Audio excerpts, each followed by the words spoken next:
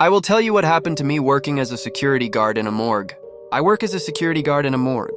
My shift is night from 7 p.m. to 7 a.m., and each shift is covered by a single security guard. I am in charge of controlling the entry of corpses, receiving family members to enter and identify them, recording their data, and of course, maintaining the security of the facility. The entrance to the building is about 20 meters from the security booth, and for some time now, the door has been closed at 11 p.m., once all the doctors leave.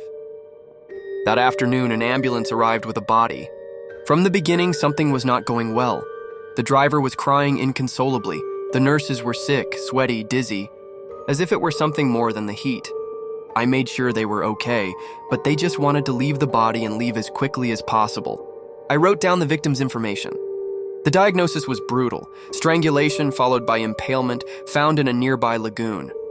When I checked the cameras, I saw what they were carrying: a corpse in an advanced state of decomposition, with the skull exposed, the skin loose, maggots everywhere, and the stick that had gone through it horribly, from the anus to the shoulder, was still there. I contained my disgust as best I could and continued with the protocol. Around 10 p.m., I began to notice a foul smell coming from the grate outside the guard room.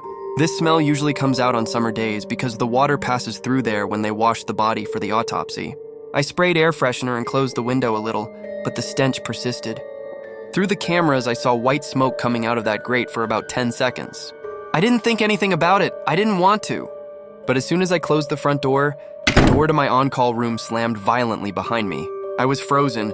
I tried to convince myself it was the wind, but something told me it wasn't. When I got back, my phone died so quickly it seemed quite strange. So I decided to play on my laptop. It took 20 minutes to boot up, which I also found strange. So I just stared at the cameras out of boredom. I instantly regretted it. One of the trays inside the burial chamber moved on its own, sliding deeper into the chamber, where there was no longer access for security cameras or outsiders. I was stunned. Minutes later, the knocking on the door began. Dry and insistent blows. My heart was beating wildly. I turned off the cameras, turned on music, and forced myself to ignore everything, until someone knocked on the window.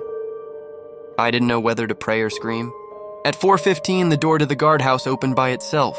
I went out trembling to close it, but my movements were clumsy, slow, as if something invisible was holding me back. The smell of rotting meat was unbearable. I felt watched. In the guard room, we have a rosary and a cross with the Virgin Mary, so my only thought was to close my eyes, cross myself, and pray. Then I remembered that prayer to the Virgin Mary is often used when performing exorcisms. When I began to ask him to stop everything that was happening, my body was shaking from the cold. The window slammed shut again and the smell began to fade, finally, until I looked at the time and it was already 5 a.m. Sarge and I had to reopen the door to let the workers in.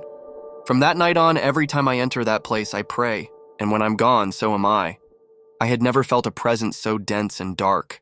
That change was the only time I truly believed that something other than a human was watching me.